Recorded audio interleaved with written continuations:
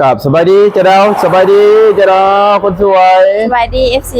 เป็นมือใดเป็นอะไรมือนี้คือว่าได้หนังสัมผัสมือนี้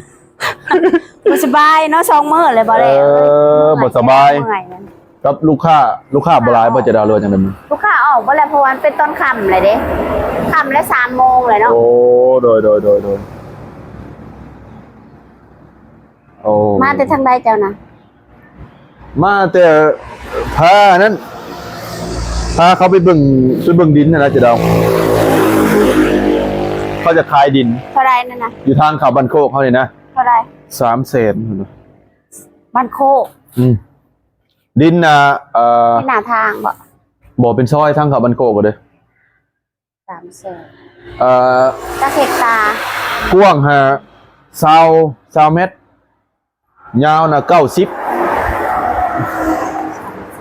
ดินหน้าทางก็ซื้อข้างในไรก็บ่ไหวใช่บ่แล่ว่าเบิ่งดินไปซั่นน่ะถ้าตามฮวงจุ้ยแบบยังก็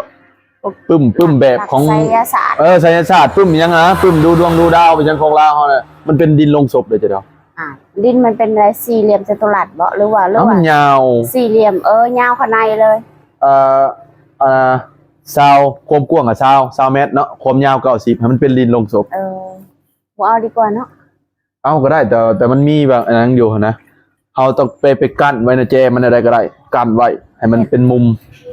เฮ็ดสวนเห็นยังก็ได้เฮาเรียกว่าเป็นห้องน้ำยังเฮากั้นไว้แต่นั้นบ่ให้ให้แก้เคสเนาะแก้เคสเกินเนาะจู่แต่เตียงเฮาไปสินะจะได้นี่มันเป็นแบบมันเป็นดินลงศพเหรอเอามากั้นเอาสิเราเอาบ่แหละฮะเราเอาบ่เพิ่นก็ยังว่ากันอยู่นะยังว่ากันว่าสิเอาหรือบ่เอาซาบ่แลว่านั้นถ้าว่าถือมานะจะดาวถ้าว่าป๋าต้องผู้สาวผู้จะดาวบ่แลเห็นผู้สาวบ่ได้เด้ FC เห็นผู้สาวบ่ได้พี่น้องเห็นผู้สาวแล้วฮอกกะกะอย่าห่าวบ้านพ่อใหญ่ก้อนหลายเอ้าของอันนี้ก็ลูกบุญธรรมเราเด้อจะดาวยังบ่ฮู้อยู่บ้านจะป้าจะดาว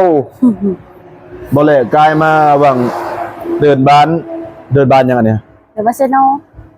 บ่มันสิเบิดมีเดินบ้านเมืองเลยก็เขาเฮ็ดบุญที่เช้านะเดินบ้านยังเดินบ้านกองพลเดินบ้านกองพลนี่แหละ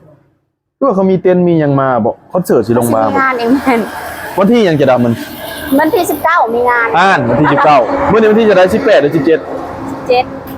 บ่โดยได้แนวกินอะไรได้เจมันยังล่ะยังเด้บัดนี้แม่ค้าสาวขายบ่มาเฮ็ดยังได้บัดนี้มาขายเครื่องบ่ขายของวันที่18ก็มื้ออื่นนี่แหละว่าแหละจะดาวสิไปบ่จะดาวอย่าปาร์ตี้เลยไปเลยข่อยกินปลาแดกบ่ได้เราขายเราใส่ปลาแดกข่อยบ่มักกินปลาแดกโอ้โดยบ่แลก็บ่มีหยังหลายพ่อแม่พี่น้องเอ้ยมาแวะลิ้นน้ำเจดาวมาแวะเพิ่นว่าเซาแล้วบ่เป็นไข้เป็นหนาวอ่ะเป็นไข้เป็นน้ำนี่อากาศเอ้าเจดาวฮ้อน 2-3 มื้อฮ้อนแล้วหนาวมาอันนั้นแหละไม่ชื่อว่าจังได๋เนาะมันบ่แปลกดอกสิเฮาบ่สบายเนาะมื้อนี้ลมหนาวเนี่ยน้องเค้กน่ะเปิดพัดลมข่อยน่ะหายลมมาหาลมก็เปิดพัดลมเราอบผิวเรามีความฮ้อนในตัวเรามันแม่นมันแบบว่าฮ้อนว่ายังก็โทรศัพท์มันฮ้อนโทรศัพท์ฮ้อนบ่โอ้ยบ่เละบ่พิษพี่น้องเอ้ยเนาะบ่เละไปบ่สบุญนี่พังเบิ่งจะดาวมันเล่าเรื่องหมู่นำไปแล้วก็ชวนให้เด้อไปถ่ายคลิปถ้าบ่มีหมู่ไปก็บ่ขึ้นจากไปบ่ได้มันบ่ห่าวเลยเดี๋ยวนี้นะจักมันเป็นตะกี้ผัดเครื่องของมันถือเฮาก็อยากได้เครื่องตะกี้อยากไปเบิ่งเลาะเบิ่งเสื้อผ้าแพงเนาะเดี๋ยวนี้นะ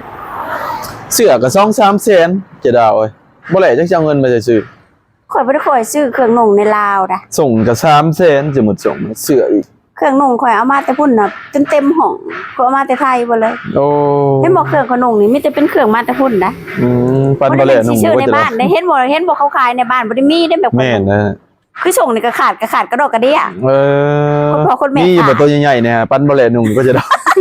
ขาดอะไรอร่อยเครื่องมาแต่พุ่นเด้วันในเล่าอันนี้ก็มีอยู่แต่ว่าจะเป็นส่งแบบว่าห้องยังโตใหญ่ๆเป็นน้องเค้กนุ่งน่ะแม่นุ่งน้ำบ่ได้ได้ข่อยเป็นคนโตน้อยข่อยนุ่งเลย มันก็ห้องว่ามันใหญ่นะบ่เลย โดย น้ำหนักน้อยกว่าลูกน้ำหนักหลายกว่า เจอน้องเป็นเค้กเจ้าว่าใส่บ่ได้ใช่บ่จัก บ่ได้ แต่น้องเป็นเค้กใหญ่กว่าปะ น้องไปเค้กใหญ่กว่าค่อยเอาส่งให้มันใส่บ่ได้ มันว่ามันน้อยของเจ้าน่ะ โอ้ ค่อยน่ะใส่เบอร์ S มันน่ะใส่เบอร์ ML ผู้ใด โอ้ XL ผู้ใด โดยเอ้ยเนาะจังไดกันเนาะ มันก็ลมน่ะ เป็นจังไดเจดาวผู้บ่าวผู้แพ้ว เปล่าเลย ผู้บ่าวผู้แพ้วว่าจังไดเด้หนุ่มเมืองนอก ว้าวใช่ วะ ติดตาไว้ก่อนบ่แลแซวอีกเลยนะว่าพี่เจดาวมีอุ๊บอิ๊บว่ะอุ๊บอิ๊บมีผู้บ่าว จังไดก็ยังบ่มีเนาะเจดาวเนาะบ่แลก็ยังบ่ฮู้ว่าเจดาวสิมีหรือบ่มีพ่อ คัน พี่ มี น้อง ก็ เลย เปิดโต้เลย ก็ เนาะ มีก็เปิดโตแล้วบ่แลก็หยอกไปนี่แหละ คันมี FC ก็เห็นเลยเนาะ แม่แหละ บ่มีนี่แหละ คือแปลกๆเงียบๆลีโนเจดาวเนาะเงียบเลยนะลูกค้ากับมันนี่ มันลมมันหนาว โอ้ ขี่รถจักรไปสิลมเนาะบ่แหละ แม่นอะมื้ออื่นไปนี่ก็น่าจะลมเจดาว มื้ออื่นน่ะไปพุ่นเนาะสิขึ้นไปเซโปนบางพีนี่สิเบิ่งเงินก่อนเจดาว ไปเที่ยวอะ ไปเที่ยวก่อนมื้ออื่นพ่อแม่พี่น้องอย่าลืมติดตามเด้อบ่แลเด้อมื้ออื่นเด้อ เพิ่นสิไปเที่ยว ไปเที่ยวไปหยังก็แล้วแต่พ่อแม่พี่น้อง เนี่ยไปน่ะระบุชื่อได้ดอกวะ ได้ มี เบาพรแล้วก็เบาแลแล้วก็มีผู้หนึงอีกเด้อคนเราวเทิง คนเราเทิงที่เพิ่นเว้าเทิงน่ะดังๆ แม่น เนาะ แล้วก็บาวคำไผก็เพิ่นสิไป ประมาณ น้องแพทย์ไปบ่ 3-4 คน พอน้องแพทย์บ่ได้ไป พอเพจเพิ่นนะเป็นค่าเวียก ลูกเรายังน้อยเนาะ บาวคำไผก็ค่า ผู้บ่แลกอะคันอากาศบ่ร้อนก็พอไปอยู่บ่แหละ แม่นๆอากาศไป อากาศร้อนน่ะคนน่ะยอมโลดก่อน ไปโอ้ยฮ้อนแดดฮ้อนหยังจะดาวเอ้ย มันร้อนมันเอาคันแบบนี้น่ะถามว่ามันลมน่ะไปได้บ่ไปได้ เพราะว่ามันบ่ร้อนเด้ โดย ปล่อยไป เรามีคนขับรถให้บ่ บ่ฮู้ได้ยินว่าสิไป 2-3 คนแต่ว่าเพิ่นสิขี่ไปนํไผก็ยังบ่ฮู้อยู่นี่ ตามลูกค้า เดี๋ยวตะแลงสิเว้านํเพิ่นอีก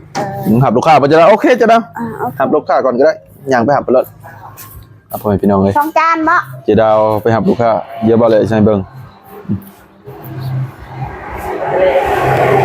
ข้าวผัดทะเลเนาะเจ้าเด้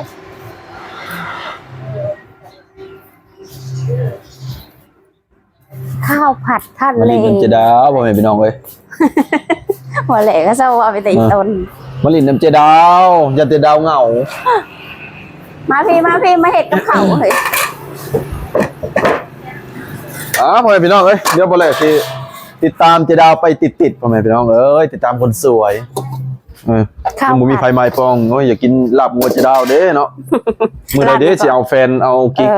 กินลาบงัวกินสินงัวบ่ กินสินงัวเผาเลยเนาะ หายแน่บ่แล้ว ฮะ หายแน่ โอ้ยบ่เลยก็จะหาไป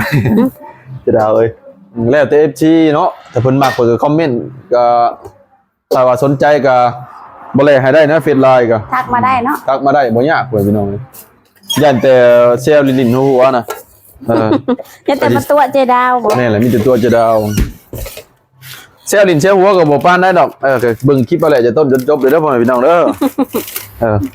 ปลาตู้เซฟเจดาว มากุ้งเบิดกุ้งอยู่ใช่เนาะบัดนี้ เพิ่นสั่งหยังก็เจดาวกิน สัตว์ทะเล ผัดทะเล แม่นจุดกระทะไว้ไฟใหม่เลยเผาแล้ว ผัดห่านเห็นบ่ไผใหม่แล้วพ่อแม่พี่น้องเอ้ย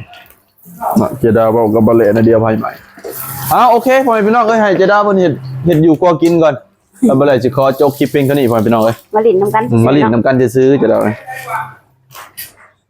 ไปห้องน้ำอ้าว มันมีจังห้องเหรอห้องน้ำจักแล้วบูเห็นไปห้องน้ เจดาวเนาะยิงตัวคนเดียวไปพี่น้องเลยคนตัวน้อยๆน่ารักเจดาวไปพี่น้องจุบุพร้อมแก้มบัตรหนึ่งปั้วแล้วบอกเลยพี่น้อง ำจุบุจุมิวะ เจดาวบ่อยากไปไทยบ่เจดาว โบเลยจะได้ไปอยากไปเลย เหนื่อย จะได้ เนอะ เบื่ออะไร เบื่อ ไปมาเบิดเลย ปล่อยง่ายซะ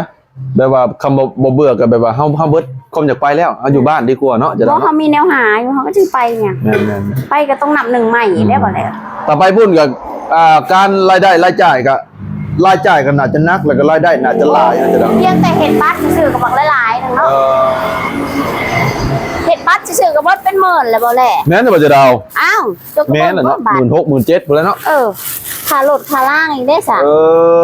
ค่าบ้านเช่าเขาซื้อไปจะไปอยู่ไสซะ โอ้ แม่นล่ะวะ แม่นแล้วจะดาว หากุ้งแล้วบ่แหละ อากูบ่จะดาวขโมย เห็น เนาะ แต่กุ้ง อ๋อดารามาพ่อแม่พี่น้อง ดารา อ๋อดาราน้องเป็นเค้กไปใช้น้องเป็นเค้กฮะไปเวียงอ๋อพ่อแม่พี่น้อง ไป เห็นแป๊บเดียวไปเวียงเลยน้องเป็นเค้ก เห็นแล้วบ่เคยเห็นหน้าตาจังเทื่อเนาะยังก็ใส่แต่อีโมง ต่อไปอยากเห็นหน้าน้องเป็นเค้กไว้พี่น้องเอ้ย ฝากเงินมาโลด ฝากเงินมาโลดใช่เบิ่งบ่ละสิ